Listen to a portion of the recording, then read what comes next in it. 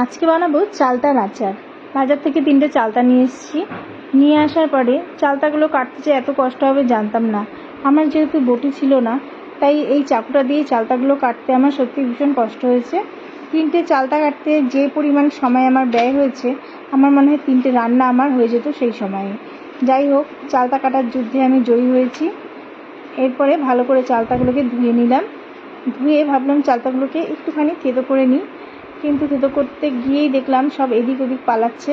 তাই ভাবলাম সবগুলোকে ধরেই একবারে প্রেশারে একটা সিটি দিয়ে নিই। প্রেশারে সিটি দিলে চালতাগুলো একটু নরমও হয় আর প্রচণ্ড টক ভাবটা একটু কমে। তাই ভাবলাম একটুখানি সিটি দিয়ে নিই। এদিকে একটা মশলা তৈরি করে নিচ্ছি। এর মধ্যে আছে 5 ফোড়ন আর একটা শুকনো লঙ্কা দিয়েছি, আর মৌরি একটুখানি এক্সট্রা আমি দিয়ে দিয়েছি, কারণ মৌরির গন্ধটা আমার ভীষণ ভালো লাগে।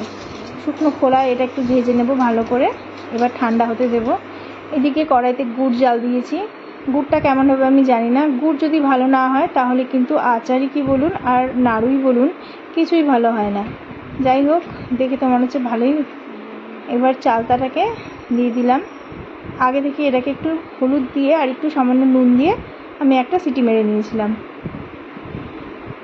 ব্যাস, এবার এটাকে আঁচ কমিয়ে রেখে দেব, আপন থেকেই এটা শুকিয়ে যাবে। দেখুন অনেকটা কমে এসছে গুড়টা। এবার এর মধ্যে মশলাটা দিয়ে দেব। একদম মিহি আমি পেস্ট করিনি এটাকে, একটুখানি দানা দানাই রেখেছি। মশলা মুখে পড়লে কিন্তু ভালোই লাগে, তাই হালকা করে একটুখানি দানা দানা করে রেখে দিয়েছি। ব্যাস, হয়ে গেছে আমার চালতার আচার, প্রায় রেডি। আর একটুখানি গুড়টা কমলেই এটাকে নামিয়ে দেব। ব্যাস, কেমন হয়েছে সবাই জানিও। কেউ যদি খেতে চাও তাহলে আমার বাড়িতে চলে আসতে পারো। সবাইকে জানাই টাটা, বাই বাই।